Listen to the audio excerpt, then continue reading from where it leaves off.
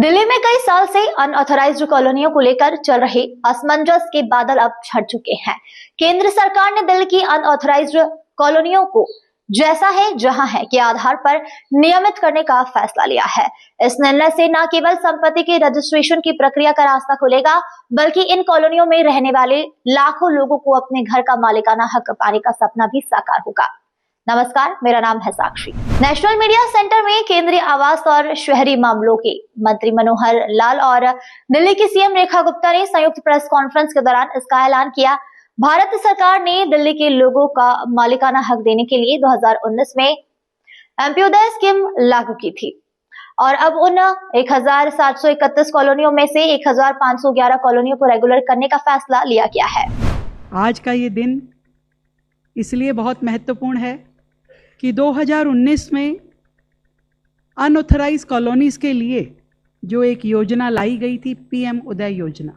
हम सब जानते हैं कि पीएम उदय योजना के अंतर्गत ओनरशिप, ट्रांसफ़र, मॉर्गेज के अधिकार रेजिडेंट्स को दिए गए थे और उस सारी योजना के तहत अब तक लगभग 40,000 कन्वेंस डीड और ऑथराइजेशन स्लिप जारी हुए, पर बहुत सारी टेक्निकल प्रॉब्लम्स उसमें आ रही थी, जिसके कारण से ये सारा काम स्पीड में नहीं चल पा रहा था। उन सभी परिवारों की समस्या को संज्ञान लेते हुए शानदार योजना आज आई है, जिसमें regularisation of unauthorised colonies in Delhi on as is where is basis पे आज यहाँ पे लाया गया है।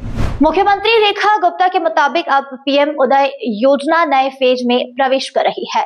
कच्ची कॉलोनियों में कोई मकान या पूरी बिल्डिंग को अधिकृत करवाना चाहता है तो वो अप्लाई कर सकता है। मालिकाना हक मिलने से लोग एमसीडी के नियमों के हिसाब से अपने घरों का कंस्ट्रक्शन और रीडेवलपमेंट कर पाएंगे।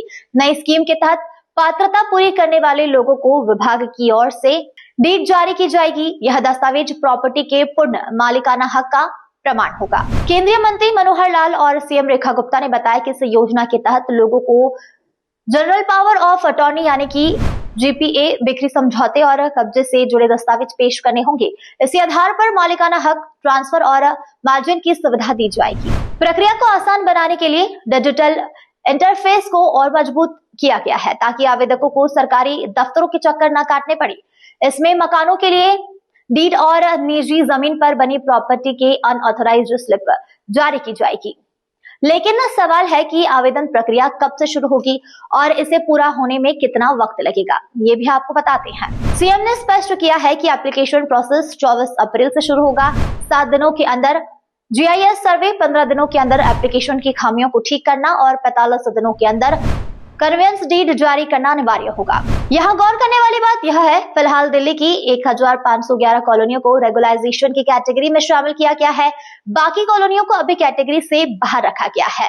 सभी तकनीकी पहलू को देखने के बाद बाकी कॉलोनियों पर भी जल्द फैसला लिया जाएगा।